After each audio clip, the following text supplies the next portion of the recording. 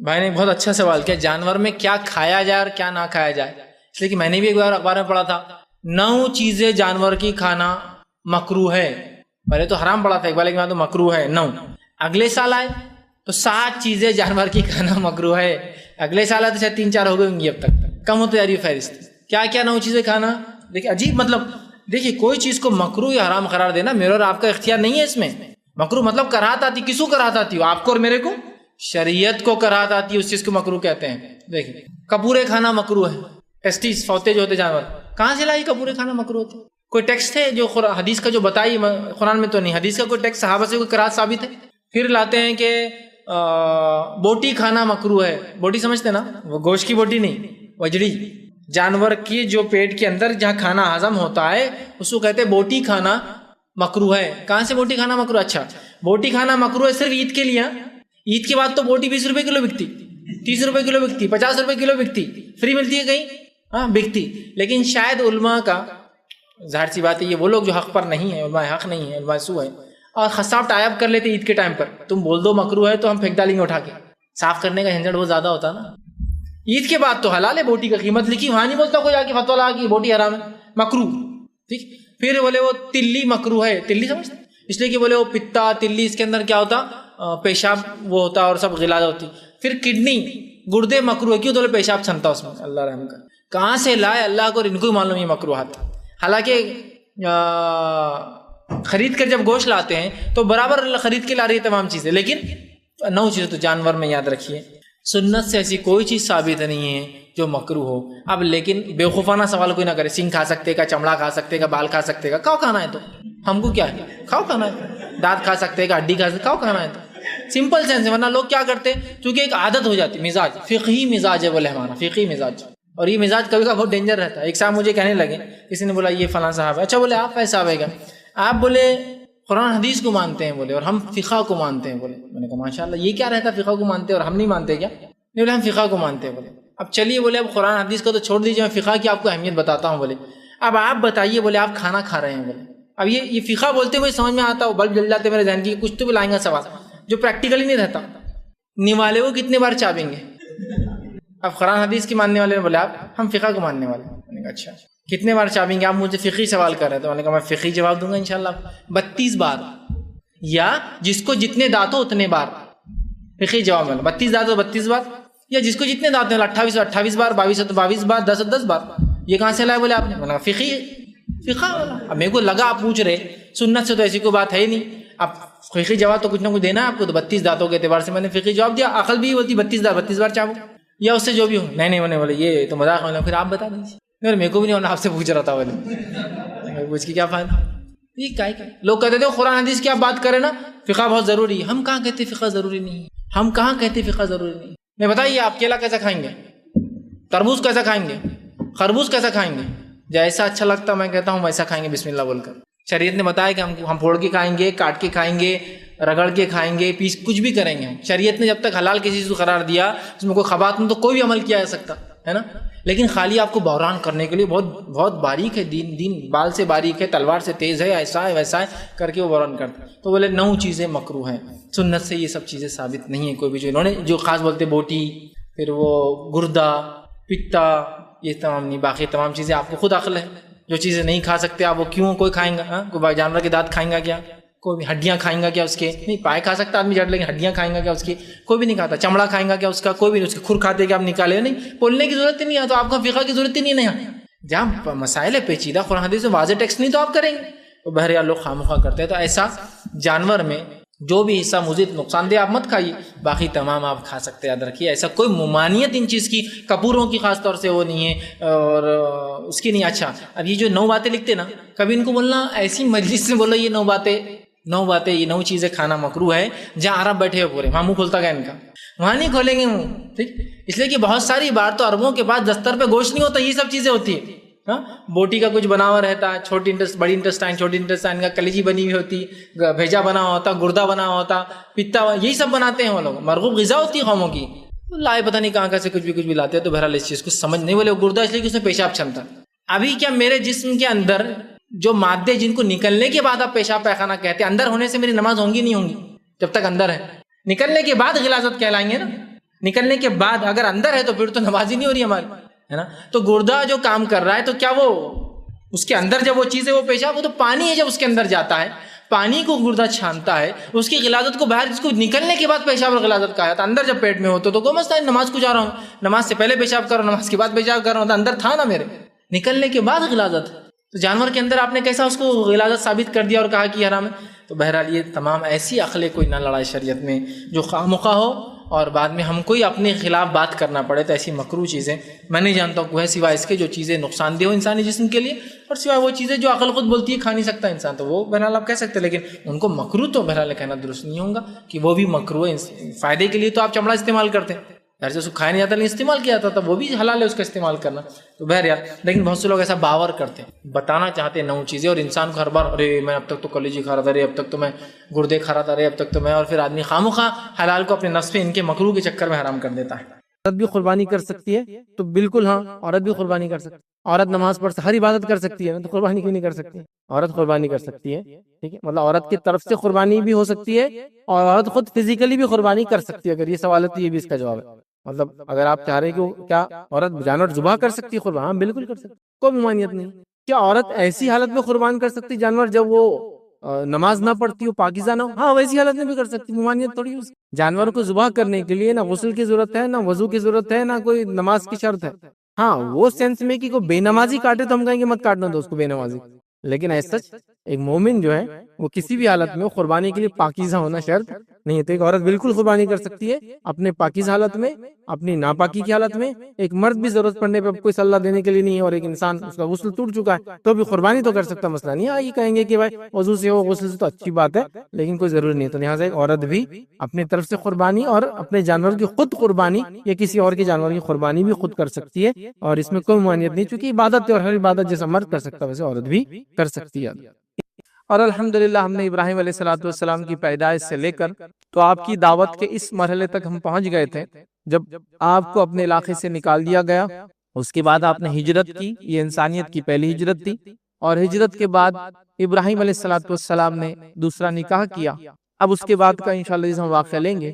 اس واقعے کا تعلق اب جو آنے والی عید ہے جو بقرہ عید کہلاتی عید الاضحیٰ ہے، تو یاد رکھیے اس سے اس کا گہرا تعلق، بلکہ یہی واقعہ اس واقعے کا بیس ہے. تو آئیے اس واقعے کی طرف چلتے ہیں اور مختصر انداز میں تفصیلات یا ڈیٹیل میں نہ جاتے ہوئے سرسری طور سے چیزوں کو کڑیوں کو جوڑنے کی کوشش کرتے ہوئے، اس لیے کہ قرآن و سنت میں یہ واقعات کب ہوئے اس کی کوئی ترتیب نہیں ہے. میں کوشش کروں گا اپنی طرف سے کہ کچھ احادیث اور قرآن کی کچھ باتوں کو لے کر، لیکن اس کی جو ترتیب ہوں گی کب کون سا واقعہ ہوا وہ میں اپنی طرف سے دے رہا ہوں، چونکہ قرآن اور سنت میں وہ کب ہوا وہ ہم کو نہیں پتا ہے. لہٰذا بس ایک اس طرح سے کہ ایک واقعہ قصص یا قصے کے انداز میں ہو جائے، سٹوری بن جائے گا اچھی، اس کو میں ترتیب اپنی طرف سے دیتا ہوا چلوں گا انشاءاللہ العزیز. تو بہرحال ابراہیم علیہ السلام نے نکاح کیا، آپ نے اولاد کی دعا کی. بہرحال ہم نے واقعہ دیکھا، اللہ رب العزت نے دعا کو سنا اور اسماعیل علیہ السلام کی بشارت آپ کو دے دی گئی، جو بشارت کے بارے میں ہم دیکھ چکے ہیں پچھلی مرتبہ.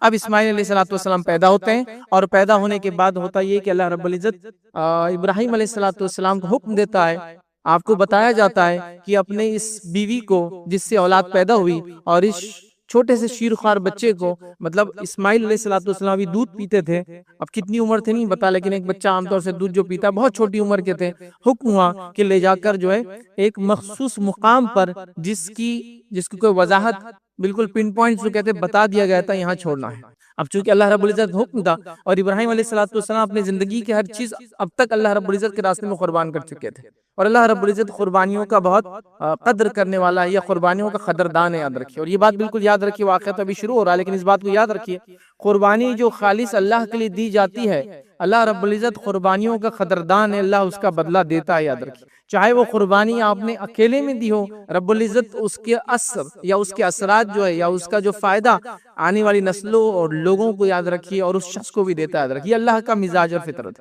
تو یہاں ابراہیم علیہ السلام جو ایک کے بعد ایک دیگر قربانیاں دیتے چلے جا رہے ہیں، کوئی دیکھنے والا نہیں ہے، آپ کو یاد رکھیے، لیکن اللہ رب العزت کا بدلہ دینے والا ہے. اس واقعے کو دیکھیے، آج ہم ابراہیم علیہ السلام کے دنیا سے جانے کے ہزاروں سال بعد سن رہے ہیں اور قیامت تک اس واقعے کو لوگ سنتے رہیں گے. یہ صرف اس قربانیوں کا نتیجہ ہے، اسی لیے میں نے کہا اللہ تعالیٰ قربانیوں کا قدردان ہے بہت زیادہ. بہرحال چلیے آگے چلتے ہیں. تو اللہ رب العزت نے حکم دیا اور ایک مخصوص مقام بتا دیا گیا. ابراہیم علیہ السلام نے پانی کی ایک تھیلی لی, کھجور کچھ تھیلی کے اندر باندھے, جو کچھ سامان راہ ہو سکتا تھا اس زمانے میں, اور اپنے بیوی ہاجرہ کو اور ننھے منھے شیر خوار دودھ پیتے بچے اسماعیل کو لے کر چلے, اور ایک مخصوص مقام پر جو اللہ رب العزت نے بتا دیا تھا وہاں پہنچ گیا, اور وہاں جا کر جو ہے دونوں کو اتار دیا. اور اتارنے کے بعد روایت میں آتا ہے جو ہے عبداللہ ابن عباس رضی اللہ عنہ یا اس حدیث کو راوی روایت کرتے ہیں, اور اسی بخاری کی روایت ہے, لیکن بیچ بیچ میں کچھ واقعات میں قرآن کی اور سنت کی اور بھی ڈالتا چلوں گا بہرحال, لیکن ایک تفصیلی روایت ہے یہ. تو بہرحال اس روایت کے مطابق جو ابراہیم علیہ السلام نے چھوڑا, اس مقام پر پلٹ کر جانے لگے. اب ہاجرہ پریشان ہو گئی, اور روایت میں آتا ہے کہ پیچھے پیچھے دوڑنے لگی اور کہا ابراہیم یہاں کس کے سہارے چھوڑے جاتے ہو؟ نہ کوئی یہاں انسان ہے, نہ کوئی چرند پرند ہے, کوئی نہیں ہے. اور اس علاقے کو یاد رکھیے یہ ایسا علاقہ تھا جہاں کچھ اگتا نہیں تھا. آگے ہم بہرحال تفصیلات دیکھیں گے. تو ابراہیم علیہ السلام جانے لگے, ہاجرہ پیچھے دوڑنے لگی, بچہ ساتھ میں اور پریشان ہے. پھر کہا ابراہیم کس کے بھروسے چھوڑے جاتے ہو؟ پھر آگے بڑی, پھر سوال کیا ہے, لیکن ابراہیم علیہ السلام نے کوئی جواب نہیں دیا, بس بڑھتے چلے گئے. اس کے بعد آپ نے پوچھا کیا اللہ کا حکم ہے؟ چونکہ جب پتا تھا کہ شوہر اللہ کا نبی ہے, کوئی کام خود کے مرضی دل سے نہیں کرتا, تو کہا کیا اللہ کا حکم ہے؟ تو کہا ہاں اللہ رب العزت کا حکم ہے. تو پھر ہاجرہ نے کہا ابراہیم آپ جائیے, اللہ ہمیں ضائع نہیں کریں گا. اگر اللہ کا حکم ہے تو پھر آپ چلے جائیے, اللہ ہم کو ضائع نہیں کریں گا. ابراہیم علیہ السلام وہاں سے آگے بڑھے. یہ علاقہ نچلے وادی میں تھا, نچلے حصے میں تھا. جب ایسے مقام سے آپ چلے گئے جب پیچھے کا حصہ دکھتا نہیں تھا, مطلب ٹیلے جیسا ہو گیا, تو وہاں جانے کے بعد آپ نے پھر اللہ رب العزت سے دعا کی. اس دعا کے اندر جو باتیں ہیں اس میں سے ایک بات پتہ چلتی کہ اس وادی کی کیا کیفیت تھی. اللہ فرماتا ہے اور کہتا ہے قرآن کے اندر, ربنا انی اسکنت من ذریتی بواد غیر ذی زرع. ابراہیم علیہ السلام پلٹے پھر دعا کرنے لگے, اے اللہ میں نے اپنے خانوادے سے, اپنے خاندان سے, اپنی نسل سے کچھ لوگوں کو ایسی جگہ چھوڑا ہے, ایسی وادی میں چھوڑا ہے, غیر ذی زرع, جس کے اندر کچھ اگتا نہیں ہے. مطلب یہ وادی غیر آباد تو تھی, چٹیل میدان تھی, کچھ اگتا نہیں تھا, یہاں زیرہ نہیں ہوتی تھی, کھیتی باڑی نہیں ہو سکتی تھی اس علاقے کے اندر, پتھریلا علاقہ تھا یاد رکھیں, اور کچھ بھی نہیں تھا, مطلب چٹیل میدان, پتھریلا علاقہ. تو ابراہیم علیہ السلام دعا کر رہے ہیں, اس دعا میں شامل ہے کہ اللہ ایسی وادی میں چھوڑتا ہوں جہاں کچھ اگتا نہیں ہے. پھر آگے فرماتے اور کہتے ہیں زرن عند بیتک المحرم, تیرے محترم گھر کے پاس ان کو چھوڑتا ہوں. یہ وادی کون سی وادی تھی یاد رکھیے, یہ وادی یاد رکھیے یہ مکہ ہے یاد رکھیے, اور اللہ کا گھر ابھی یہاں تعمیر نہیں ہوا ہے. روایتوں کے مطابق آدم علیہ السلام کے زمانے میں بہرحال وہ بنا تھا, لیکن اب ختم ہو چکا تھا. اور اس وادی کے بیچ میں ایک ٹیلا تھا, مطلب کعبہ بھی ایک ٹیلا تھا, اور اس کے دونوں طرف سے روایت میں آتا بارش آتی تو پانی بہہ کر نکل جاتا یا جمع ہو جاتا تھا. تو یہ جس کو ہم کہیں گے مکہ سٹی کے پہلے 2 سٹیزنز ہے, پہلے 2 انہیبیٹنٹس ہے, یہ وہ 2 لوگ ہیں جنہوں نے اس کو بسایا ہے یاد رکھیں. ابھی مکہ کوئی وہ شہر نہیں جس کو آپ جاتے اور دیکھتے ہیں بڑی بڑی عمارتیں ہیں, بہترین دکان اور بازار ہے, اور دل چاہتا ہے کہ وہاں رہے. ابھی یہاں کچھ نہیں تھا یاد رکھیں. ابراہیم علیہ السلام چھوڑتے ہیں, دعا کرتے ہیں, بہرحال دعا اور بھی لمبی ہے, تفصیلات کا موقع نہیں, بہرحال وقت کم ہوتا ہے, تو دعائیں آپ نے کی اور وہاں سے نکل کر ابراہیم علیہ السلام چلے گئے. ہاجرہ وہاں بیٹھی ہے, پانی پیتی ہے, کھجور جو تھے وہ کھا لیا, بچے کو دودھ پلاتی ہے. اب معاملہ یہ ہو گیا کہ پانی ختم, کھجور ختم, اور دودھ آنا بند ہو گیا. اب بچہ جو ہے بھوک سے بلبلاتا ہے, اب کرے تو کیا کرے, سوچتی کہ کیا کروں, چلو جا کے دیکھتی کوئی انسان, کوئی چرند پرند کوئی تو ملے. اس کے بعد بچے کو رکھتی ہے, چونکہ اتنی طاقت بھی نہیں کہ بچے کو لے کر جائے, ایک جگہ رکھ دیتی ہے.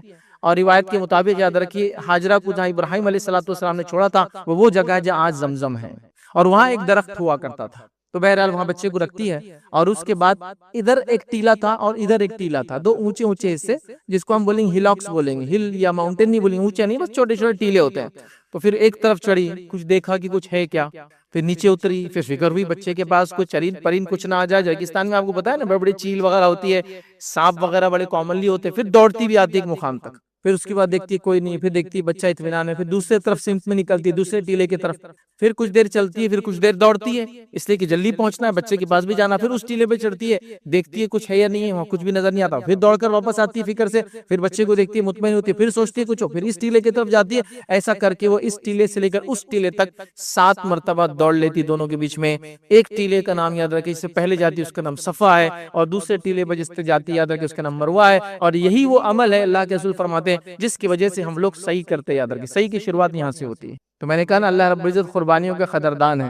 دیکھیے اس عورت نے قربانی دی اللہ کی راہ میں, اکیلے دی, حتیٰ کہ کوئی CCTV کیمرہ بھی نہیں تھا, کچھ نہیں تھا دیکھنے والا, لیکن اللہ رب العزت نے اس قربانیوں کو اتنا پسند کیا، قیامت تک کے لیے اس کو باقی رکھا۔ جہاں وہ بھاگی وہاں ہم بھاگتے ہیں، جہاں وہ چلی وہاں ہم چلتے ہیں، اور اتنا ہو بہو سنت کو کاپی کیا گیا کہ آپ جاتے ہیں تو مردوں کے لیے ہوتا ہے نا ہرے ہرے لائٹیں، بھاگنا ہے، مطلب تیز چلنا ہے، پھر بعد میں سلو چلنا ہے، تو جہاں وہ دوڑی ہم کو دوڑنا ہے، جہاں وہ چلی ہم کو چلنا ہے، مطلب اس سنت کو ہو بہو اللہ نے باقی رکھا۔ یاد رکھیے 7 مرتبہ دوڑی، اب تھک گئی، پہلے انرجی نہیں تھی، بچے کو لے کے چلنے کی طاقت نہیں، اب تھک گئی، تھک کر پریشان ہو گئی تو کچھ آہٹ سنائی دی، جب آہٹ سنائی دی تو اپنے دل میں کہنے لگی کہ تم جو کوئی بھی ہو میں نے تم کو سن لیا، مطلب مجھے سمجھ میں آ گیا کوئی ہے، تمہاری آہٹ میں نے سن لی ہے۔ اس کے بعد جبرائیل علیہ السلام نمودار ہوئے، اور جہاں اسماعیل علیہ السلام لیٹے تھے، جہاں وہ جھاڑ تھا، ابھی زمزم نہیں تھا، وہاں وہ نمودار ہوئے، اور اس کے بعد آپ نے روایت میں آتا ہے اپنا پیر یا ایڑی اس زمین پر ماری اور وہاں سے جو زمزم نکلنا شروع ہو گیا۔ تو اسماعیل علیہ السلام کے پیر رگڑنے سے زمزم نہیں نکلا، فرشتے نے جبرائیل علیہ السلام نے اپنا پیر یا اپنی ایڑی کو زمین پر مارا، زمزم نکلنا شروع ہو گیا۔ اس کے بعد حاجرہ علیہ السلام کی اب ساری فکریں ختم ہو گئی، اب وہ فرشتہ کون تھا کیا تھا تفصیلات چھوڑ کر آپ بس پانی کو جمع کرنے کے لیے گھیرا باندھنا شروع کر دی، مطلب ایک تھمنے کے لیے پانی رک جائے، ایک گھروندہ جیسا بنا دے، ورنہ پانی تو نکل جائیں گا نا، پتہ نہیں کب تک آتا ہے، تو فوراً اس کو آپ بنانے لگی۔ نبی اکرم صلی اللہ علیہ وسلم فرماتے ہیں کہ اللہ اسماعیل کی ماں ہاجرہ پر رحم کرے، اگر وہ اس پانی کو ایسا گھروندہ بنا کے نہ روکتی تو زمزم ایک بڑی ندی کی شکل میں بہتا تھا۔ بہرحال انہوں نے اس کو گھروندہ بنا دیا اور بس اس پانی کے پاس بیٹھی رہی۔ زمزم بہرحال یہ پانی، اس کی شروعات، اس کی تاریخ یہاں سے یہ شروع ہوا، تب سے لے کر یہ جھرنا یا وہ جو کنواں ہے آج تک موجود ہے۔ بیچ میں ایک زمانے تک یہ چھپ گیا تھا، اس کی تاریخ پڑھنا ہے تو اللہ کے رسول صلی اللہ علیہ وسلم کی سیرت کا ابتدائی وقت پڑھی، جب اللہ کے رسول پیدا ہونے سے پہلے جو واقعات ہوئے ان کے دادا کے ساتھ، اس میں آپ کو تفصیلات مل جائیں گی۔ وہ گم چکا تھا کنواں، بعد میں پھر سے نکلا، یاد رکھیے۔ تو ایسا کہہ سکتے ہیں کہ اس زمانے میں چلا، اس کے بعد کبھی بند ہو گیا، لیکن نبی اکرم صلی اللہ علیہ وسلم کے زمانے سے لے کر آج تک یہ کنواں جاری اور ساری، اور لاکھوں اور کروڑوں لوگوں کو اور سب کو جو ہے، پہلے تو پورے مکہ شہر کو پانی ہی تھا، ایک سورس تھا، بہرحال پراتا ہے اور معاملات چلتے رہتے۔ بہرحال یہ اس کا سورس تھا جہاں سے زمزم نکل کر آیا۔ زمزم کی خصوصیت میں سے خصوصیت یاد رکھیے، یہ ویسے کئی خصوصیات اس پانی کی، وہ یہ ہے کہ زمزم کھانا بھی ہے، اور آپ سے فرماتے زمزم پانی بھی ہے، جو اگر کھانا پانی نہ بھی ملے زمزم پیتا رہے زندہ رہ سکتا ہے۔ اور کئی مشاہدات لوگوں کے ہیں، کئی بیماروں نے اس چیز کو وہ کیا کہ وہ گئے اور خالی زمزم پہ 5 دن 10 دن 20 دن تک زندگیاں گزار لیا تھا، لمبے عرصے تک گزار سکتے۔ پانی بھی ہے اور کھانا بھی ہے، اور ان کی اس کی پانی کی خصوصیت میں سے خصوصیت یہ بھی ہے، اس کو جس نیت سے پیا جاتا ہے، اللہ کے رسول نے فرمایا اللہ اس نیت کو پوری کر دیتا ہے۔ تو بڑا عظمت والا یہ پانی۔ بہرحال چلی، پانی نکل کے گھروندہ بنا دیا، اب بیٹھی رہی ہوں۔ اب جیسی پانی نکلا تو پرندے آ گئے، پرندوں کو، اور کچھ مخصوص پرندے ہوتے جو پانی کے پاس ہوتے ہیں۔ ایک قبیلہ اللہ کے رسول صلی اللہ علیہ وسلم فرماتے ہیں وہاں سے گزر رہا تھا، جو یمن کا رہنے والا تھا، بنو جرہم اس قبیلے کا نام تھا، یمن کا رہنے والا تھا، وہ وہاں سے گزر رہا تھا۔ اور یاد رکھیے جب ہم سعودی عرب کی بات کرتے ہیں، عرب کی بات کرتے ہیں، تو یہاں کی اصل قومی اصل نسل وہ یمنی ہوتے ہیں، یاد رکھیے، چونکہ یہی علاقہ آباد تھا پہلے، بیچ میں کچھ بھی نہیں تھا۔ آج بھی دیکھیے آپ نارتھ سعودی کا اور پھر ساؤتھ یہ ہو جاتا ہے، یا پھر اس کو بولیں گے ایک ایکسٹریم ایسٹ کے اوپر یہ آبادیاں ہیں، ریاض وغیرہ جائے دونوں طرف، بیچ میں پورا ریگستان ہے آج بھی۔ بہرحال تو قبیلہ گزر رہا تھا، اس نے پرندے کو دیکھا، کہا یہ پرندہ تو پانی پہ ہوتا ہے، جبکہ یہاں تو ہم صدیوں سے گزر رہے، پانی نہیں ملا ہے آج تک کبھی، چلو جا کے دیکھتے ہیں۔ پانی کے پاس پہنچے تو ایک بچہ ہے، ایک عورت بیٹھی ہے، کہتے اجازت مانگتے کہ ہم رہ سکتے ہیں؟ تو کہاں رہنے کی تو اجازت ہے، تم کو آؤ پانی کا استعمال کرو رہو، لیکن اس شرط کے اوپر کہ پانی پر قبضہ ہمارا رہے گا، پانی ہمارا رہے گا، تم رہنا ہے تو رہو یہاں۔ ہاں بالکل ہم لوگ رہیں گے، اس معاہدے کے اوپر وہاں آبادی بسنا شروع ہو گئی۔ بہرحال وہ لوگ آ کر وہاں بستے، انہوں نے اپنے قافلے میں سے کچھ لوگ کہا جاؤ بتا دو یہاں پانی ہے راستے میں، تاکہ کچھ لوگ ہمارے قبیلے کے یہاں کے رکے۔ وہ لوگ گئے اور بلا کر یہاں کہا، نبی اکرم صلی اللہ علیہ وسلم فرماتے ہیں بنو جرہم آ کر یہاں بس گئے، اور اسماعیل انہی کے اندر پرورش پانے لگے، اور انہی لوگوں سے اسماعیل نے عربی زبان سیکھی۔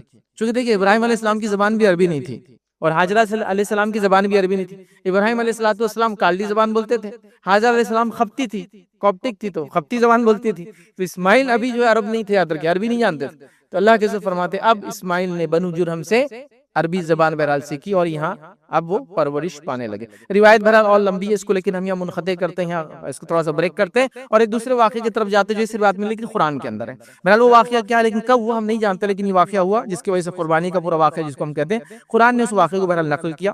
قربانی کا واقعہ دیکھیے اللہ رب العزت قرآن میں کیا فرماتا ہے اس واقعے کے تعلق سے۔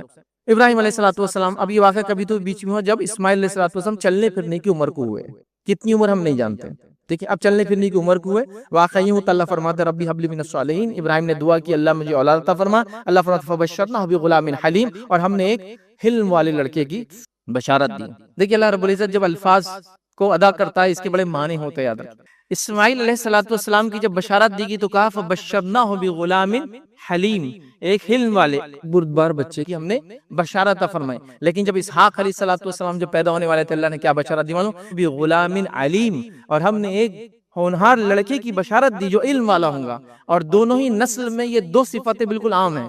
یہودیوں کے اندر علم والی صفت، عقل بہت ہوتی ہے ان کے اندر، چونکہ ان کے والد اسحاق کی بشارت ہی علم والی تھی۔ اور عربوں کے اندر یاد رکھیں حلم ہوتا ہے، عاجزی ہوتی ہے، بھائی چارہ ہوتا ہے، ملنساری ہوتی ہے، مہمان نوازی ہوتی ہے۔ ان کے والد اسماعیل علیہ السلام کا اثر ہے فبشرناہ بغلام حلیم، حلم والا اور علم والا بندہ۔ بہرحال دونوں کی الگ الگ صفتیں بیان کی، دونوں قوموں میں یہ نسل میں صفتیں ہم دیکھ سکتے ہیں۔ سائنس ٹیکنالوجی میں یہود کتنے آگے، علم ہنر فن میں کتنے آگے، وہ ان کے والد کی صفت تھی جو اللہ نے دی تھی، اس کا اثر آج تک اس نسل میں الحمدللہ بہرحال باقی ہے۔ تو بہرحال اللہ رب العزت نے بہرحال بشارت دی اس لڑکے کی، یاد رکھی۔ اس کے بعد اللہ فرماتا اور کہتا ہے فَلَمَّا بَلَغَ مَعَهُ السَّعْيَ قَالَ يَا بُنَيَّ إِنِّي أَرَىٰ فِي الْمَنَامِ أَنِّي أَذْبَحُكَ فَانظُرْ مَاذَا تَرَىٰ۔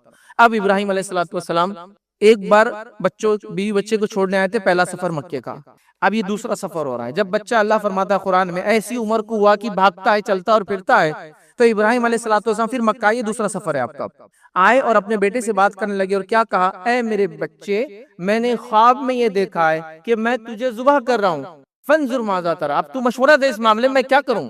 اب ہمارے پاس قصہ کو لوگ ایسے سے قصے بیان کرتے ہیں کہ ابراہیم کو پہلے خواب دکھا، کچھ ذبح کر رہے تھے، ابراہیم نے 100 اونٹ ذبح کیے، پھر 200 اونٹ ذبح کیے، پھر 300 اونٹ ذبح کیے۔ ارے بھائی 100 200 300 اونٹ، بہت مالدار انسان، بلینئر ہونا اس کے لیے قربانی کے لیے۔ ابراہیم علیہ السلام کے اتنا مال و دولت نہیں تھا، اور اللہ انبیاءوں کو جو خواب بتاتا ہے وہ سچے ہوتے ہیں، آن ٹارگٹ ہوتے ہیں، یہ نہیں کہ اس کا اندازہ لگاؤ کہ 100 اونٹ ذبح کرو، سیدھا بتایا گیا۔ لوگ بڑے قصے بیان کرتے ہیں، ایسا کوئی بیک گراؤنڈ نہیں اس قصوں کا، بس اللہ نے فرمایا ابراہیم آئے اپنے بیٹے کی اس عمر میں جب وہ چلتا پھرتا تھا، آ کر کہا یا بنیا، میرے پیارے بچے، انی ارا فی المنام، میں اپنی خواب میں دیکھتا ہوں کہ جو ہے تو اس چیز کے لیے مشورہ دے کہ میں خواب میں دیکھتا ہوں کہ میں تجھے ذبح کر رہا ہوں، تو بتا میں اس معاملے میں کیا کروں؟ قال یا ابتی، تو بیٹے نے کہا اے میرے والد، تفعل ما تؤمر ستجدونی انشاءاللہ من الصابرین، کر گزریے جو حکم آپ کو دیا جاتا ہے، چونکہ آپ نبی ہیں، انشاءاللہ عزیز میں صبر کرنے والوں میں رہوں گا۔ تو یہاں بیٹے نے کہہ دیا کہ جو اللہ حکم دیتا ہے کر گزریے، میں صبر کرنے والوں میں رہوں گا۔ یہ ایک جملہ ہے، تفعل ما تؤمر، کر گزریے جو اللہ حکم دیتا ہے، انشاءاللہ میں جو ہے صبر کرنے والے میں ہوں گا۔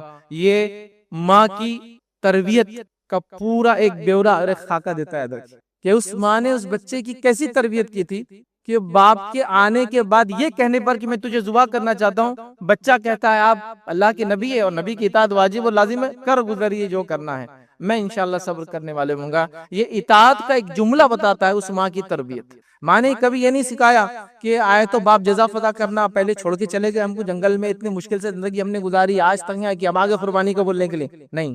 ماں نے اس کو تربیت دی بچے کو کہ باپ نبی ہے اور وہ قربانی ڈیمانڈ کر سکتا ہے کچھ بھی، اس نے وقت کی قربانی دی، جوانی کی قربانی دی، گھر کی قربانی دی، بیوی بچوں کی قربانی دی، وقت آ سکتا ہے، اور بچہ قربانی کے لیے ریڈی تھا اپنے باپ کے لیے۔ کہا ہے کہ میرے والد جو آپ کو حکم ہوتا ہے کر گزریے، میں انشاءاللہ عزیز صبر کرنے والوں میں رہوں گا۔ یہ اس ماں کی تربیت کا اثر ہے، یاد رکھیے۔ وہاں حجرہ کی قربانی آپ دیکھیے کیسی اس نے اللہ کی راہ میں دی، یہاں اسماعیل کی قربانی، بچے کی قربانی دیکھیے اس نے اللہ کی راہ میں کیسے درا، وہاں ابراہیم کی قربانی بڑے ہونے کے ناطے دیکھیے کیسی قربانی دے رہے، وہاں سارا کی قربانی دیکھیے، سب کی قربانی یاد رکھیے اس واقعے کے اندر۔ تو یہاں عورتوں کے لیے عبرت ہے، یاد رکھیے، جو اللہ کے لیے اور دین کے لیے ذرہ برابر قربانی دینے کو تیار نہیں ہے کہ اگر میں حلال کماؤں گا تھوڑی تکلیف ہوں گی، تو بیوی کہہ رہی نہیں نہیں کوئی ضرورت نہیں حلال کمانے، جیسا چل رہا چلنے دو، ذرا سی تکلیف برداشت کرنے کو ریڈی نہیں، حلال حرام۔ بچوں سے کہا جا رہا فلاں چیز کرنے نہیں، یہ ہم سے نہیں ہو سکتا، یہ مت بولو، باقی سب بولو، آپ بالکل کہہ دے رہے ہیں منہ کے اوپر۔ مطلب یہ واقعہ سکھا رہا ہے کہ کیسی ایک عورت کو قربانی دینا ہے، ایک نبی کی اطاعت میں، اور نبی کی بیوی بھی بہرحال، لیکن وہ نبی کی اطاعت میں بھی ہے، اور اس کے بعد ایک بچے کی یہاں تربیت اور بچے کی قربانی بھی آ رہی ہے۔ تو ماں کی تربیت کا نتیجہ ہے کہ بچہ ریڈی ہے والد کے آنے پر قربانی دینے پر۔ ابراہیم علیہ السلام کا دوسرا سفر ہے، آتے ہیں اور قربانی دینے کے لیے پھر چلے جاتے ہیں۔ بہرحال کچھ واقعات ہیں، ان روایتوں کی کوئی سند نہیں یاد رکھی، لیکن علماء نے اس کو نقل کیا ہے، تاریخی واقعات بولیے، روایتیں جو چلی آ رہی تھی صدیوں سے، قصے چلے، اس میں سے کچھ واقعات ہیں جو بہرحال نقل کی جا سکتے ہیں، لیکن اس کی کوئی دلیل نہیں ہے، اس کی کوئی اوتھینٹسٹی نہیں ہے۔ اس میں سے یہ ہے کہ ابراہیم علیہ السلام جب اسماعیل کو لے کر چلے تو 3 مقامات پر شیطان آیا اور ان کو بہکایا، اور اسماعیل نے پلٹ کر اس کو، شیطان کو پتھر مارا۔ جو جمرات ہم بولتے ہیں حج کے اندر بہرحال، تو کچھ علماء نے اس کو تاریخی نقل کیا ہے، ان کا ایسی کوئی سند نہیں بہرحال، تو یہ جمرات۔ لیکن یہاں ایک وضاحت یہ بھی کر دوں، جب جمرات میں لوگ کنکر مارتے ہیں تو یاد رکھیے وہ شیطان کو کنکر مارنا مقصود نہیں ہوتا ہے، وہ اللہ کی بڑائی بیان کرنا اصل چیز ہوتا ہے۔ لیکن پتہ نہیں انڈیا پاکستان میں وہ کیا ہے، بڑا شیطان، مجلا شیطان، چھوٹا شیطان، حالانکہ وہاں کئی شیطان لکھا ہوا نہیں، ٹھیک ہے، وہاں جمرات لکھا ہوا ہے، اولا، وسطیٰ اور صغریٰ، اس طرح سے لکھا ہوا ہے، لیکن ہمارے پاس وہ شیطان کا ایک چلن ہے، پھر وہاں جاتے ہیں اور شیطان کو مارنے کے نام پہ آپ دیکھیے کنکریاں مارنا ہے تو پتھر لے جاتے ہیں، پتھر مارنا ہے تو چپل مارتے ہیں، چپل مارنا ہے تو پتہ نہیں کیا کیا کر رہے ہیں، تو وہاں شیطان نہیں یاد رکھے، اور وہاں مخصوص شیطان کو مارنا بھی نہیں، وہاں اللہ کا ذکر کرنا، اللہ اکبر جب مارتا ہے۔ تو بہرحال وہ اس کا بیک گراؤنڈ بہرحال جو بھی تھا، لیکن یہ کوئی قرآن و سنت کی بات نہیں ہے، لیکن تاریخ میں لوگوں نے نقل کیا۔ بہرحال اس کے بعد ابراہیم علیہ السلام لے کر چلے، قرآن نے اس واقعے کو بیان کر آگے فرمایا، اللہ رب العزت نے، اللہ فرماتا ہے فَلَمَّا أَسْلَمَ وَتَلَّهُ لِلْجَبِينِ، اور ابراہیم نے لے گئے اور اسماعیل کو لٹا دیا، لیکن سر کے بل نہیں لٹایا، چونکہ ڈر تھا کہ پھر چہرہ دیکھوں گا تو ترس آ جائیں گا، پیشانی کے بل لٹایا، آندھا، تاکہ آئی کانٹیکٹ نہیں ہونا، مشکل ہی ہے نا ایک باپ کے لیے۔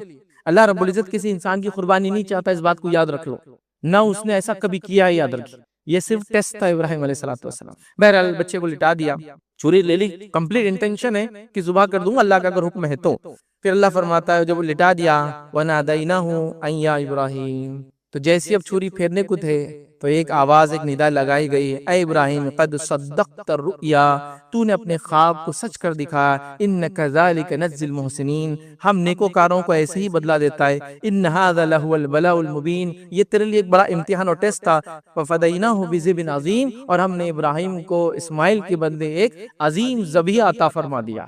اسماعیل ہٹا دیے گئے، ذبیحہ عطا کر دیا گیا۔ اب ذبیحہ کیا تھا، بکرا، بکری، منڈا، واللہ عالم، بہرحال جو بھی تھا قرآن نے تفصیلات نہیں، وفدیناہ بذبح عظیم، ایک عظیم ذبیحہ عطا فرما دیا گیا، منڈا تھا یا جو بکرا تھا وہ عطا کر دیا گیا، چھری اس پر چل گئی، مطلب ابراہیم علیہ السلام تو چھری پھیر چکے تھے، لیکن آواز آئی کہ ابراہیم تم نے خواب سچ کر دکھایا، اور وہاں اسماعیل نہیں تھے، وہاں ایک جانور تھا جس کی قربانی ہوئی، اور وہیں سے وہ عمل یہاں تک چلا آ رہا ہے۔ اللہ فرماتا ہے وَفَدَيْنَاهُ بِذِبْحٍ عَظِيمٍ، ایک عظیم ذبیحہ ہم نے عطا فرما دیا، وَتَرَكْنَا عَلَيْهِ فِي الْآخِرِينَ، اور ہم نے اس عمل کو آنے والی نسلوں کے اندر باقی رکھ دیا۔ تو وہاں سے قربانی کا سلسلہ چلا ہے اب تک اور قیامت تک انشاءاللہ رہیں گا۔ سلام علی ابراہیم، ابراہیم کے اوپر سلامتی ہے، کذالک نجزی المحسنین، یقیناً وہ ہمارے محسن بندوں میں سے تھا، انہ من عبادنا المؤمنین، وہ ہمارے مومن بندوں میں سے تھا، وبشرناہ باسحاق نبی من الصالحین، اور اس قربانی کے بعد اللہ نے پھر بشارت دی ابراہیم علیہ السلام کو اسحاق کی کہ یہ ایک نبی ہوں گا اور ایک صالح انسان ہوں گا۔ دیکھیے ایک بچے کی قربانی کے لیے گئے، دوسرے کی بشارت لے کر آئے ہیں، چونکہ یقیناً آپ کر گزرنے والے تھے، کر گزر چکے تھے اس عمل کو، تو یہاں اسحاق علیہ السلام کی بشارت اللہ رب العزت نے دی، وبارکنا علیہ وعلی اسحاق، اور ابراہیم تجھ میں بھی برکت ہو اور اسحاق میں بھی برکت ہو، اللہ رب العزت نے یہ دعا دی۔ تو یہاں یہ واقعہ ہوا قربانی والا واقعہ۔ بہرحال پھر اب وہ بخاری کی حدیث پہ چلے جاتے ہیں، اس کے بیچ میں واقعہ ہم نے قرآن کا دیکھا، وہ روایت کے مطابق ابراہیم علیہ السلام جو ہے ایک مرتبہ اسماعیل علیہ السلام سے ملاقات کے لیے آتے ہیں۔ جب ملاقات کے لیے آتے ہیں تو اسماعیل علیہ السلام گھر پہ نہیں ہوتے، یہ آپ کا تیسری وزٹ ہے ابراہیم علیہ السلام۔ اسحاق جو ہے اسماعیل علیہ السلام گھر پہ نہیں ہے، آ کر پوچھتے ہیں کہ کیسی چلتی ہے، کیا معاملہ ہے گھر پہ، کھانا وغیرہ روزی روٹی کا کیا معاملہ ہے، پوچھتے ہیں بہو سے، تو وہ عورت جزا فضا کرتی ہے، ٹھیک نہیں چلتا ہے، کچھ ملتا نہیں ہے، اسماعیل یہ رہتے ہیں، مطلب جو بھی ہے اس کو، تو وہ کہتے ہیں کہ اسماعیل آئے تو میرا پیغام اس کو دینا کہ اس چوکھٹ کو اپنی بدل دے۔ اسماعیل علیہ السلام واپس آتے ہیں، گھر پر دیکھتے ہیں کچھ تبدیلی ہے اور کوئی آیا تھا ایسا محسوس ہوتا ہے، پوچھتے کون آیا تھا، وہ کہتے کوئی ایک شخص بزرگوار آئے تھے، ابراہیم علیہ السلام نے بولا نہیں ابھی کون ہے، بزرگوار شخص آئے تھے، کہا کوئی پیغام دیا ہے، تو کہاں ایک پیغام دیا ہے کہ اس چوکھٹ کو بدل دیں، تو کہا میرے والد نے مجھے حکم دیا ہے تمہیں طلاق دے دو، چونکہ ایک نبی کے نکاح میں ایک ناشکر یا ناشکری کرنے والی عورت نہیں رہ سکتی، یاد رکھیں۔ تو اسماعیل علیہ السلام بہرحال اس قوم میں بڑے ہوئے تھے، یہ بنو جرم سے یہ خاتون تھی، بہرحال آپ نے اس کو طلاق دے دی، پھر آپ نے دوسرا نکاح کیا۔ ابراہیم علیہ السلام پھر ایک بار آتے ہوئے، چوتھا وزٹ ہے آپ کی، چوتھی وزٹ میں آتے ہیں، پھر اسماعیل علیہ السلام کسی کام سے گئے رہتے ہیں، بات کرتے ہیں، گھر پہ جاتے ہیں، پوچھتے کیسا چلتی ہے، کیسی گزرتی ہے، تو کہتے ہیں بس جو لاتے اسماعیل گزر جاتی ہے، اللہ جتنا دیتا ہے ہم خوش ہو جاتے ہیں۔ اس کے بعد ابراہیم علیہ السلام دعا کرتے ہیں، جس دعا کا اثر اللہ کے سے فرماتے ہیں اب تک جو ہے اس علاقے میں وہ یہ تھا کہ اللہ رب العزت، چونکہ وہاں اناج نہیں اگتا تھا، سبزیاں نہیں اگتی تھی، یاد رکھیں اس علاقے میں، تو ابراہیم علیہ السلام نے دعا دی کہ اللہ ان کے پانی اور ان کے گوشت میں برکت عطا فرما، چونکہ وہاں شکار تھا اور پانی تھا، وسیع تھا، کوئی دوسرا کھانا ہی نہیں تھا۔ ٹھیک ہے. تو بہرحال وہ شکار کرتے تھے اور کھانا کھاتے تھے اور پانی پیتے تھے. اللہ نے برکت عطا فرما دی. اور پھر کہا ابراہیم علیہ السلام نے اسماعیل آئے تو کہنا اس چوکھٹ کو برقرار رکھے. اسماعیل علیہ السلام آئے, کہا کوئی آیا تھا گھر پہ؟ تو کہا ایک بزرگوار شخص آئے تھے فلاں فلاں. کہا کوئی پیغام ہے؟ تو کہا پیغام ہے کہ اس چوکھٹ کو باقی رکھنا. تو کہا میرے والد نے مجھے حکم دیا کہ تمہیں باقی رکھو, طلاق نہ دو. یہ آپ کی 4th وزٹ تھی. اس کے بعد آپ 5th وزٹ کے لیے پھر آتے ہیں. یہ آپ کی 5ویں وزٹ تھی. اس کے بعد آتے ہیں جب اللہ رب العزت نے ابراہیم علیہ السلام کو حکم دیا. اور کس چیز کا حکم دیا؟ ابراہیم علیہ السلام حکم ہوا کعبے کی تعمیر کرنے کا. اب ابراہیم علیہ السلام کعبے کی تعمیر کے منصوبہ کو لے کر پہنچتے ہیں. اسماعیل جہاں زمزم ہے وہاں تیر کو اپنے شارپ کر رہے تھے, نوک دے رہے تھے. مطلب وہ زمانہ وہ تھا جب میٹل بھی شاید تیروں پہ لگایا نہیں جاتا تھا, صرف اس کو دھار دی جاتی تھی اور اسی سے شکار ہوتا تھا. آپ دھار دیتے بیٹھے تھے. ابراہیم علیہ السلام آئے. اسماعیل علیہ السلام نے سلام کیا اپنے والد کو. کہا کیسے کیا آنا ہوا؟ تو کہا مجھے اللہ رب العزت نے حکم دیا ہے. کہا بالکل بتائیے کیا حکم ہے, چلیے میں بھی تیار ہوں اس کے لیے. تو کہا ہم کو اللہ کے گھر کی تعمیر کرنا ہے, کعبے کی تعمیر کرنا ہے. اس کے بعد وہ جو ٹیلا تھا جو میں نے کہا, جو آدم علیہ السلام کے زمانے میں کعبہ وہاں موجود تھا لیکن ابھی وہ ختم ہو چکا تھا. ابراہیم علیہ السلام نے اور اسماعیل علیہ السلام نے اس کی بنیادوں کو پھر صاف کیا اور وہاں بنانے لگے. جب آپ نے بنیادوں کو بنانے کا ارادہ کیا تو آپ کو ایک پتھر دیا گیا, یاد رکھے. اس پتھر کو آج ہم کہتے ہیں مقام ابراہیم, یاد رکھے. وہ پتھر دیا گیا, پتھر اس لیے دیا گیا کہ جب اونچائی پہ کعبہ بڑھنے لگا تو سیڑھی وغیرہ نہیں تھی, بڑا مشکل ہو رہا تھا, تو پتھر دیا گیا تو اس پہ چڑھ کے کرنے لگے. اور اس پر ابراہیم علیہ السلام چونکہ کھڑے رہے تو اس پر آپ کے پیروں کے نشان بھی بن گئے تھے. اس کو مقام ابراہیم کہتے, یاد رکھیے. اور مقام ابراہیم اور سنگ اسود, یاد رکھیے. اس کا پہلے نام سنگ ابیس تھا, یہ وائٹ سٹون تھا, لیکن انسانوں کے گناہوں کے نتیجے میں یہ بلیک سٹون ہو گیا. ابیس سے جو ہے اسود ہو گیا, یاد رکھیے, بلیک ہو گیا, یاد رکھیے. یہ 2 پتھر یاد رکھیے, یہ جنت سے آئے ہوئے پتھر ہیں. اللہ کے رسول صلی اللہ علیہ وسلم نے فرمایا اگر اللہ تعالیٰ ان کی روشنی کو نہ چھپاتا تو یہ دنیا میں سب سے 2 چمکدار چیزیں ہوتی تھی. تو بہرحال یہ 2 پتھر تھے وہاں اسی وقت میں, بہرحال ان کو ملے. کیسے کیا, شاید فرشتہ نے لا کے دیا, یہ جو بھی بہرحال اس کی بیک گراؤنڈ رہا. تو یہ 2 پتھر تھے, یاد رکھیے, مقام ابراہیم اور سنگ اسود, یاد رکھیے. تو جو لوگ حج کو جاتے ہیں تو کئی اعمال وہ بہرحال کرتے ہیں, کئی کام وہ کرتے ہیں, لیکن اس میں سے 2 چیزیں جو وہ دیکھ کے آتے جنت تھی, وہ 2 پتھر ہے, یاد رکھیے, جو اس کا نظارہ کر کے آ سکتے. ٹھیک ہے, ہاتھ میں لا کے دور سے دیکھ تو سکتے ہیں. تو بہرحال یہ 2 پتھر تھے. تو یہ واقعہ اس طرح سے ہوا. دونوں باپ اور بیٹے کعبے کی تعمیر کرتے جاتے ہیں اور دعا کرتے جاتے ہیں, ربنا تقبل منا انک انت السمیع العلیم, کہ اے اللہ ہم سے اس چیز کو قبول کر.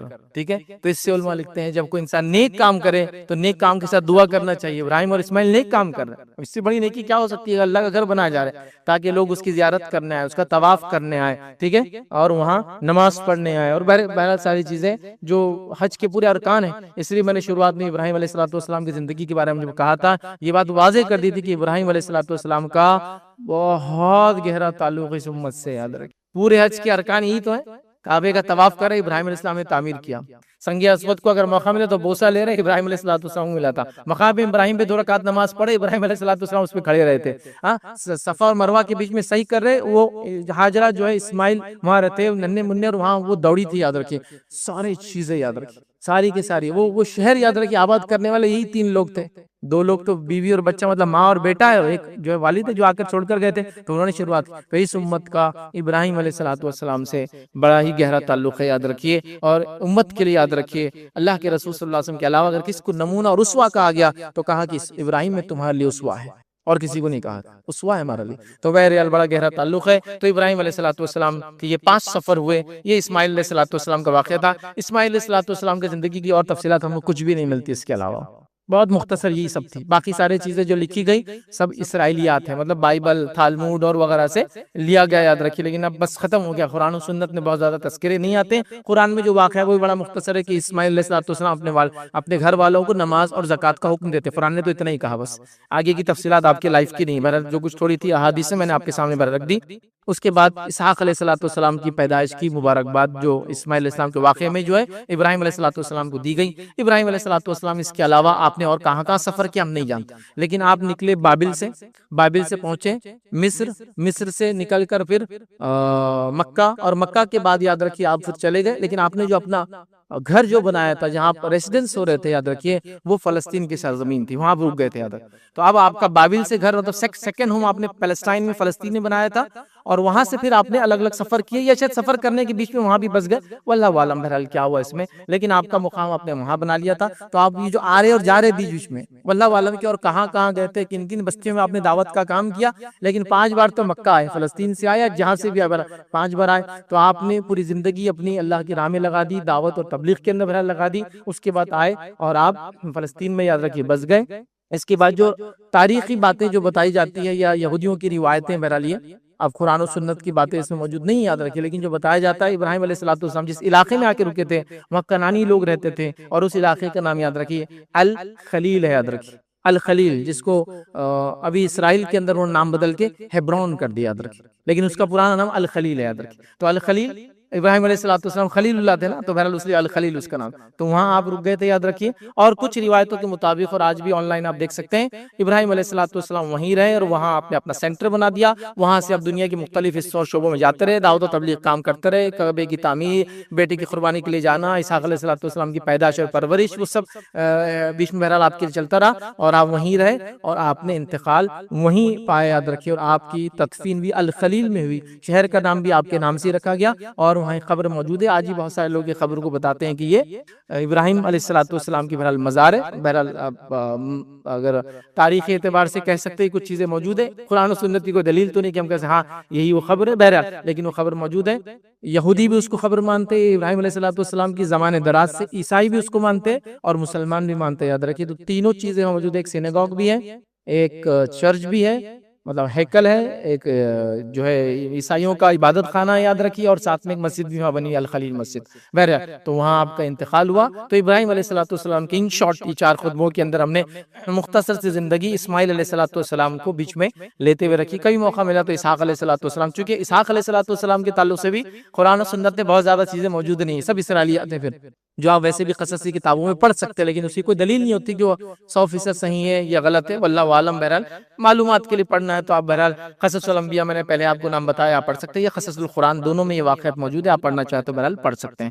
تو یہ مختصر سا واقعہ تھا ابراہیم علیہ السلام کی زندگی کا۔ اپنے خطبے کو ختم کرنے سے پہلے، چونکہ عشرہ ذی الحجہ شروع ہو چکا ہے یاد رکھیے، اور ہم لوگ تھوڑے سے لیٹ چلے، بیچ میں ایک جمعہ مجھے خطبے کا موقع نہیں ملا کسی وجہ سے، تو میں آپ کے سامنے بات نہیں رکھ پایا، لیکن عشرہ ذی الحجہ بہرحال چالو ہو چکا ہے، اور اگلا خطبہ ہم کو نہیں ملے گا چونکہ 10 پھر قربانی آ جائیں گی، تو لہٰذا مختصر سی کچھ باتیں عشرہ ذی الحجہ کے تعلق سے، تھوڑی سی باتیں جو بڑی اہم ہیں، رہا جانور کی قربانی وغیرہ، یہ سارے مسائل آلریڈی میں ریکارڈ کر چکا ہوں، آن لائن موجود ہے، آپ یوٹیوب وغیرہ پہ جا کے سارے مسائل انشاءاللہ عزیز دیکھ سکتے ہیں، آدھے گھنٹے کے لیکچر سے آپ دیکھ لیں قربانی کے مسائل، قربانی کیسے، جانور کا سلیکشن آلریڈی میں دے چکا ہوں، تو آپ الحمدللہ وہاں جا کر یہ تمام تفصیلات بہرحال دیکھ سکتے ہیں۔ لیکن کچھ امپورٹنٹ چیزیں، چونکہ عشرہ ذی الحجہ یہ وہ ایام ہیں، یہ وہ دن سے ہم گزر رہے ہیں جو اللہ کے نزدیک تمام دنوں میں سب سے محبوب دن ہے، یاد رکھیے۔ یہ 10 ڈیز جو گزر رہے ہیں، جو اب چالو ہو چکے ہیں، یاد رکھیے یہ دن اللہ کے نزدیک سب سے محبوب دن ہے، مطلب اس میں کیے گئے اعمال سے بڑھ کر کسی اور دن کیے گئے عمل اللہ کو پسند نہیں ہے۔ تو آپ کہیں گے رمضان سے کیا ہے، رمضان کی راتیں اس سے افضل، لیکن اس کے دن افضل ہے، تو لہٰذا ان دنوں میں کیے گئے اعمال سب سے افضل ہے۔ کیوں؟ اس کی حکمت کیا ہے کہ ان دنوں میں کیوں سب سے افضل ہے؟ چونکہ علماء لکھتے ہیں یہ وہ ایام ہے، یا یہ وہی صرف ایام ہے جس میں 5 عبادتیں ایک ساتھ مل جاتی ہے، اس کے علاوہ کسی دن میں مل نہیں سکتی ہے۔ نماز ریگولر ہوتی سال بھر، لیکن یہاں نماز کے ساتھ حج بھی مل گیا کر، روزہ بھی آپ رکھ سکتے ہیں، زکوٰۃ بھی آپ دے سکتے ہیں، توحید پہ آپ، تو 5 عبادتیں مل گئی ایک ہی دن میں آ کر، جو کبھی نہیں ہوتا سال میں اس کے علاوہ۔ حج آپ چاہے تو رمضان میں کر سکتے ہیں، نہیں عمرہ کر سکتے ہیں، حج نہیں ہوتا ہے۔ تو چونکہ ان ایام میں 5 عبادتیں مل گئی ہے، سب سے افضل بن گئی یہ دن، تو لہٰذا ان دنوں میں حرام کام، گناہ اور معصیت سے بچیں، اور زیادہ سے زیادہ اللہ کی عبادت کریں۔ اللہ کے رسول صلی اللہ علیہ وسلم ان 9 دنوں کا روزہ رکھتے تھے، یہ 10 دن سب سے افضل ہے چونکہ آخری دن تو عید ہے اور عید کے دن روزہ حرام ہے، تو 9 دنوں کا آپ صلی اللہ علیہ وسلم روزہ رکھتے تھے۔ آپ لوگ روزہ رکھنا چاہتے تو پورے 9 دن، 1 ذی الحجہ سے لے کر 9 تک آپ روزہ رکھ سکتے ہیں، نہ ہو تو 9 کا تو ضرور روزہ رکھیں، چونکہ یہ ایک روزہ 2 سال کے گناہوں کا کفارہ ہے، لیکن آپ رکھنا چاہے تو پورے 9 روزے بھی رکھنا چاہے تو رکھ سکتے ہیں، یہ اللہ کے رسول صلی اللہ علیہ وسلم سے یہ عمل بھی ملتا ہے۔ اس کے بعد زکوٰۃ دیں، اگر نہیں دی تو صدقات کرے، اس دنوں میں رشتوں کو جوڑے، خیرات کرے، لوگوں کو کھانا کھلائے، نوافل میں اضافہ کرے، راتوں کی نماز پڑھے، کیا کیا ہو سکتا ہے، بس سب سے افضل دن جا رہے ہیں نا، جیسا آپ نے رمضان کو طے کیا تو ویسا اس کو بھی پکڑ لے، 10 دن بہت امپورٹنٹ ہے، سب سے زیادہ اہم ہے، تو بہرحال کرے اس میں جتنے اعمال زیادہ سے زیادہ آگے بڑھ چڑھ کے جتنے کر سکتے کرے، اور سب سے افضل عمل ان دنوں میں تو قربانی ہے جو 10ویں دن کی جاتی ہے، چونکہ اللہ کے رسول فرماتے ہیں اللہ تعالیٰ کو سب سے زیادہ محبوب چیز 10 کو جو ہے وہ یوم النحر ہے، اور اس کے اندر خون بہانا سب سے زیادہ پسند ہے، تو لہٰذا قربانی 10 کا سب سے افضل عمل ہے۔ 9 دنوں میں باقی سارے اعمال آپ کرے، روزہ رکھے، صدقات اور خیرات کرے، نماز و نفل میں اضافہ کرے، چونکہ 5 عبادتیں ملتی ہے تو زیادہ سے زیادہ اس میں کرنے کی کوشش کرے۔ اسی طرح جو لوگ قربانی کا ارادہ رکھتے ہیں وہ لوگ 1 ذی الحجہ سے، چونکہ بہرحال ہم تو اب لیٹ مل رہے ہیں، تھوڑا سا جمعہ 1-2 دن گزر گئے، لیکن 1 ذی الحجہ سے لے کر قربانی تک، اب قربانی آپ 10 کو کرتے، قربانی 11 کو کرتے، قربانی 12 کو کرتے، قربانی 13 کو کرتے، یاد رکھیے تب تک جب تک قربانی نہیں کرتے اپنے ناخن اور بال نہ نکالے، ٹھیک ہے، یا مطلب ناخن سے مراد ناخن اور بال سے مراد سارے بال، سر کے نہ نکالے، بغل کوئی بال نہ نکالے، ایسی کوئی ضرورت نہ ہو تو سرجری وغیرہ بھی ہو تو ٹال دے، تاکہ کچھ نشتر وغیرہ بھی نہ لگائے، بعد میں کرے، ایمرجنسی ہے تو وغیرہ سب کچھ کیا سے الگ بات ہے، لیکن جسم کو کاٹنا، چھاٹنا، بالوں کو نکالنا، ناخنوں کو تراشنا، یہ سب چیزیں ان دنوں میں نہیں کرنا چاہیے، بچنا چاہیے ان دنوں کے اندر، تو لہٰذا آپ اوائڈ کر سکتے تو اس کو اوائڈ کرے، یاد رکھیے آپ کی قربانی جب ہو اس کے بعد یہ کام کرنا ہے۔ دوسری چیز یہ کہ جو قربانی نہیں کر رہا ہے، کچھ لوگ یہ سمجھتے ہیں جو قربانی نہیں کر رہا ہے وہ بال اور ناخن کاٹیں گا تو قربانی کا ثواب ملے گا، تو وہ عید کے دن خاص پورے بال نکال دیتے ہیں اور ناخن، ان کے لیے کچھ بھی نہیں، یاد رکھیں، مطلب ایسا کچھ بھی نہیں ہے کہ جو کرے وہ رکے رہے، جو نہ کرے وہ بھی رکے اور بعد میں کاٹنے سے ان کو ثواب ملے گا، ایسی کوئی بات نہیں۔ تو میں نے بہت کامنلی دیکھا کہ 10 کو ہر آدمی تخلا کرا لیتا ہے، تو اس کا کوئی اجر اور کوئی ثواب نہیں، اور ایسا کرنا بھی نہیں چاہیے۔ وہ لوگ جو حج وغیرہ میں جاتے ہیں وہ ان کے لیے، جو لوگ 10 کو یا قربانی کے بعد کرنا ہے ناخن وغیرہ کاٹنا تو کاٹنا، وہ بھی کوئی ضروری نہیں، لوگ سمجھتے قربانی ہوتی ہے اب ناخن کاٹو بال کاٹو، کرنا ہے نہیں کرنا ہے تو آگے بھی کاٹ سکتے، لیکن تب تک تو نہیں کاٹنا، یہ بولنے کا مقصد تھا۔ تو یہ کچھ اہم چیزیں تھی جو ان ایام میں کرنے کی آپ کوشش کریں، جو 10 دن اب گزرنے والے، 10 تو نہیں اب بہرحال 8 دن باقی ہمارے پاس، تو بہرحال گزرنے والے، تو آپ جتنا ہو سکتے زیادہ سے زیادہ نیکی کرنے کا، اچھائی میں آگے بڑھنے کا وہ کریں۔ اسی طرح تکبیرات کو ان دنوں میں خوب کریں، اللہ اکبر لا الہ الا اللہ اللہ اکبر وللہ الحمد، یہ تکبیر ہے۔ اس کے علاوہ بہت ساری تکبیرات صحابہ اور تابعین سے ثابت ہے، نبی اکرم صلی اللہ علیہ وسلم سے ان ایام میں مخصوص تکبیرات ثابت نہیں ہے، لیکن صحابہ اور تابعین مخصوص تکبیرات پڑھتے تھے، آپ بالکل اس کو لے سکتے ہیں چونکہ انہوں نے سنا تھا اور سن کر یہ کرتے تھے، چونکہ عبداللہ بن عمر، عبداللہ بن عباس، ان کی بہت ساری روایتیں جن میں یہ لوگ، عبداللہ بن عمر ان دنوں میں بازار میں نکل جاتے تھے اور زور سے کہتے تھے اللہ اکبر لا الہ الا اللہ واللہ اکبر وللہ الحمد، تو سارے بازار میں لوگ پھر یہ تکبیرات پڑھتے تھے، حتیٰ کہ تکبیرات کی آواز اونچی ہوتی تھی۔ عورتیں تکبیرات کو اونچی آواز میں نہ پڑھے اگر غیر محرم سنتے ہیں تو، لیکن عام طور سے گھر میں ہے تو تکبیرات اونچی آواز میں وہ بھی کر سکتی ہے، تو ان تکبیرات کو ان ایام میں اونچی آواز میں آپ کر سکتے ہیں، یا آپ پورا کرتے رہے، ہم بس مخصوص کرتے ہیں 10 11 12 13 تک کرتے ہیں، بہرحال ٹھیک ہے وہ بھی کوئی مسئلہ نہیں، لیکن ان دنوں میں اونچی آواز میں تکبیرات آپ عام طور سے بھی چلتے پھرتے اٹھتے بیٹھتے بازار میں ادھر ادھر جاتے آتے بچوں کے ساتھ اٹھ رہے تو تیزی سے پڑھ سکتے ہیں، تاکہ لوگوں کو بھی یاد آ جائے کہ سب سے افضل دن اور ایام گزر رہے ہیں۔ بہرحال